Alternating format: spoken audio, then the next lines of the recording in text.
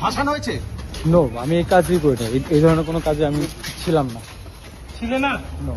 কিন্তু বাংলাদেশ যুক্ত।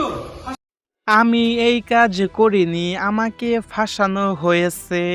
ঠিক এই ভাষাতেই চিৎকার করে নিজের নির্দোষ হওয়ার দাবি তুললেন উসমান হাদি হত্যাকাণ্ডের অন্যতম প্রধান আসামি ফয়সাল।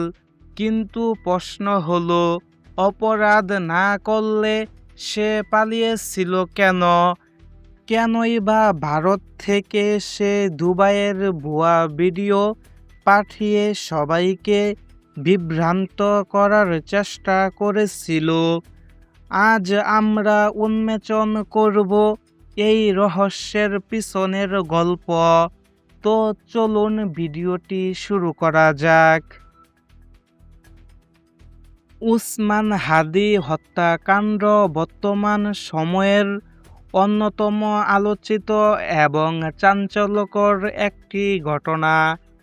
এই মামলার প্রধান সন্দেহভাজন যখন আইনের জালে আটকা পড়ে, তখন সাংবাদিকদের তিক্ত প্রশ্নের মুখে পড়ে সে।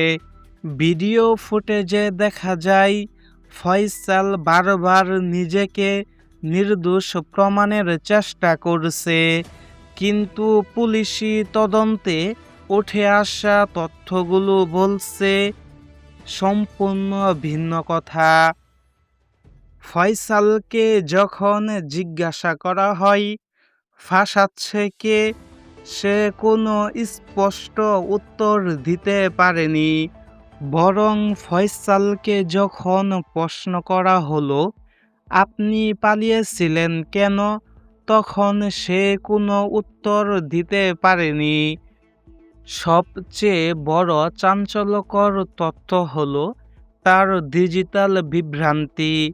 তদন্তে বেরিয়ে এসেছে সে ভারতের মাটিতে বসে সামাজিক যোগাযোগ মাধ্যমে এমন সব ভিডিও বা তথ্য পাঠাতো যা দেখে মনে হতো সে দুবাইয়ে বসবাস করছে।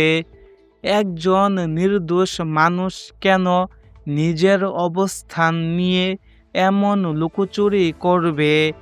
এটি কি নিছক ভয় নাকি কোনো বড় ষড়যন্ত্রের অংশ? উসমান হাদিকে কেন হত্যা করা হলো? এর পিছনে কার উস্কানি বা নির্দেশ ছিল? অভিযুক্ত ফয়সাল দাবি করছে তাকে বলির পাঠা বানানো হচ্ছে, কিন্তু যদি তাই হয়, তবে সেই শক্তিশালী পক্ষটি কারা যাদের ভয়ে সে পালিয়ে বেড়াচ্ছিল? গোয়েন্দা সংস্থাগুলো এখন সেই অদৃশ্য সুতোর টান খোঁজার চেষ্টা করছে, বা সেই অদৃশ্য মানুষগুলোকে খোঁজার চেষ্টা করছে। এই হত্যাকাণ্ডের নেপথ্যে থাকা রাগাব বোয়ালদের মুখোশ উন্মোচন হওয়া এখন সময়ের দাবি। আইন তার নিজস্ব গতিতে চলবে এবং সত্য একদিন বেরিয়ে আসবেই।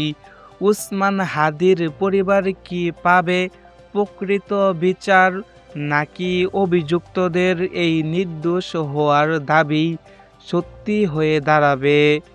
আপনার কি মনে হয় ফয়সালের এই আচরণ কি অপরাধীর চাতুর্য, নাকি সত্যিই সে ষড়যন্ত্রের শিকার?